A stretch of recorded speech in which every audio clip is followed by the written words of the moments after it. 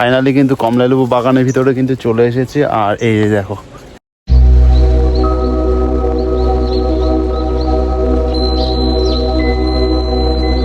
বন্ধুরা আবার একটা নতুন ভিডিওতে স্বাগত। আজকে আমরা যাচ্ছি মিনি শিটং।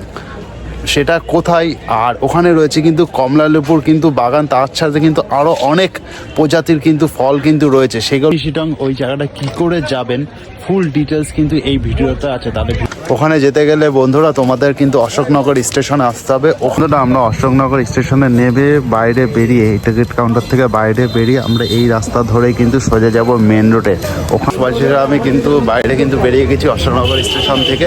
এবার মেন রাস্তা দিকে যাচ্ছি। ওখান থেকে কিন্তু টোটো বা অটো কিন্তু ধরবো কিন্তু সেই সেনডাঙ্গার উদ্দেশ্যে। কিন্তু তোমরা কিন্তু এই অশোকনগর স্টেশন এখান থেকে কিন্তু বাইরে বেরিয়ে কিন্তু সেনডাঙ্গা যাওয়ার জন্য কিন্তু অটো স্ট্যান্ডটা কিন্তু পড়বে এখানটায়। সবাই কিন্তু অটোতে বসে গেছি, এখনই ছাড়বে। আধা ঘন্টা কিন্তু লাগবে কিন্তু সেই সেনডাঙ্গা যেতে। কিন্তু 20 টাকা কিন্তু ভাড়া, 6 থেকে 7 কিলোমিটার কিন্তু রাস্তা। আর বাকি কথা তাহলে ওখানে গিয়ে কিন্তু হচ্ছে। কিন্তু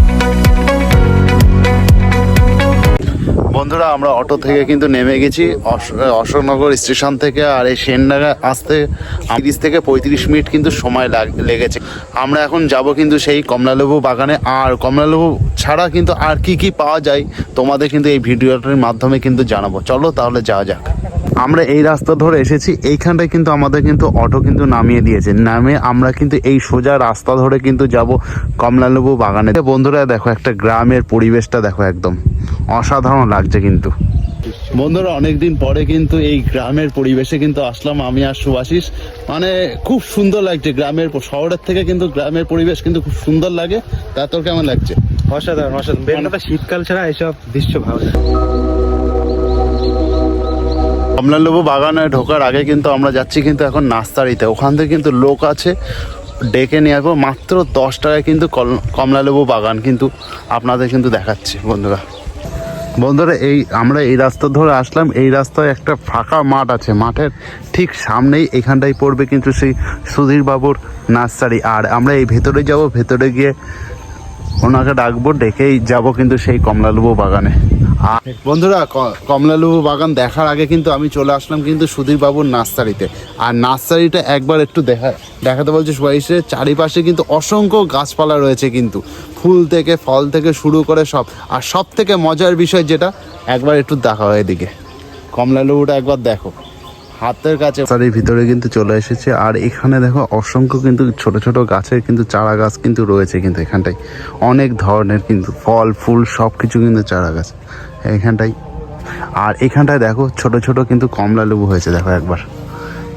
মানে নার্সারির ভিতরে ছোট ছোট কমলালেবুগুলো একবার দেখো কি সুন্দর, অসাধারণ লাগছে কিন্তু একদম সেই ছোট ছোট। আর এখানে কিন্তু নার্সারিটা কিন্তু অসাধারণ লাগছে, অসাধারণ কিন্তু সাজানো রয়েছে। আর অসংখ্য কিন্তু গাছ রয়েছে কিন্তু এখানে দেখতে পাচ্ছ। এখানটায় ছোট এই যে কমলালেবুগুলো রয়েছে এখানটায়। এখানে বাতাবি লেবুর গাছ রয়েছে, অসংখ্য রয়েছে এখানে ছোট ছোট এই যে কমলালেবুগুলো দেখো। আর এখানে হলো বাতাবি লেবু গাছ, এইগুলো অসংখ্য। আর এখানেও কিন্তু অনেকগুলো কমলালেবুর গাছ রয়েছে কিন্তু এইগুলো এই সাইডে এইগুলো রয়েছে। এখানে কিন্তু লেবুগুলো একবার দেখো বন্ধুরা, গাছে রয়েছে কিন্তু অসাধারণ লাগছে কিন্তু। গাছে কিন্তু ঝুলে রয়েছে এই সাইডে রয়েছে। আমরা গাছ হয়েছে দেখো, গাছে কিন্তু রয়েছে কিন্তু ঝুলে রয়েছে।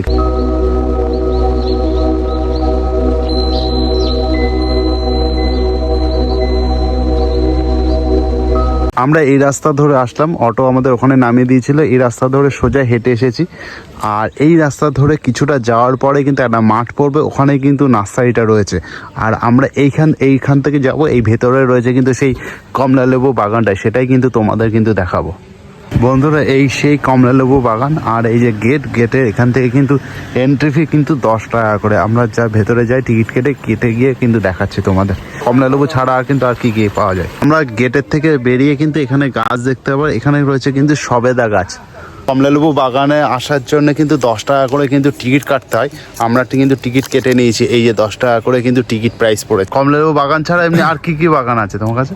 তো আমার কাছে কমলালেবু আছে, আপনি আপেল পাবেন, আঙুর পাবেন, আপনি কি দেখাবো বলুন তো? ডালিম পাবেন, আপনি কদবেল পাবেন, সবেদা পাবেন, মিষ্টি তেঁতুল পাবেন।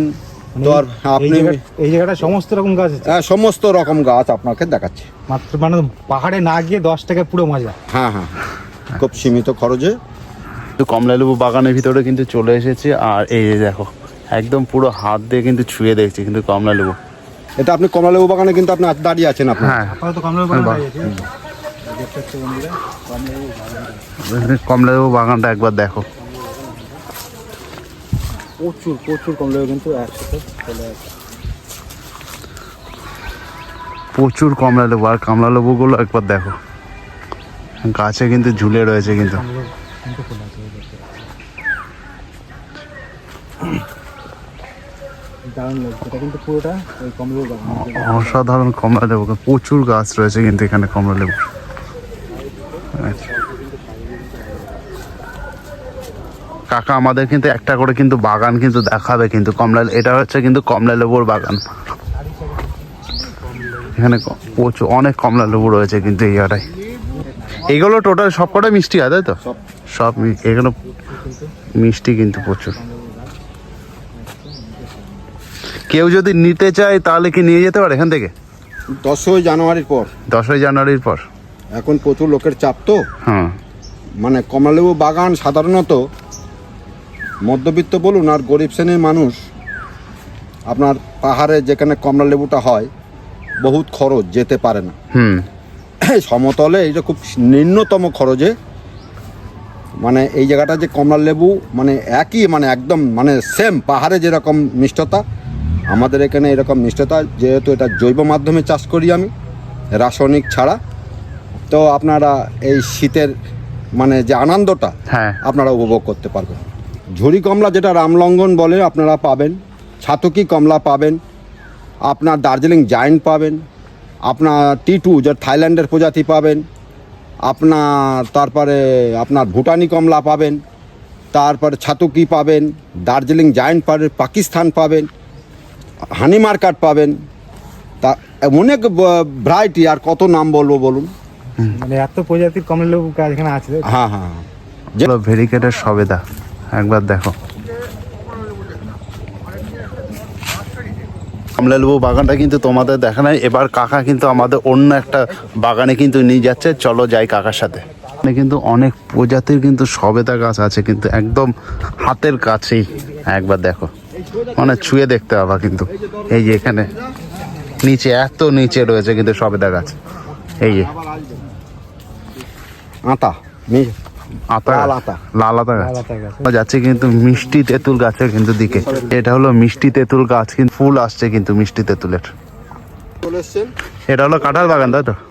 এটা দেখুন, আপনারা সাধারণত যারা গ্রাম বাংলায় বাস করে এখনো ইঁচড় তাদের বিক্রি বাস চালু হয়নি। এটা হচ্ছে পিঙ্ক কাঁঠাল বলি। এটা পিঙ্ক দেখুন কাঁঠাল। ইঁচড় 2 মাস আগের থেকে ইঁচড় চালু হয়ে গেছে, 7 মাস ইঁচড় হয় এবং এই ইঁচড়টা পাকে না।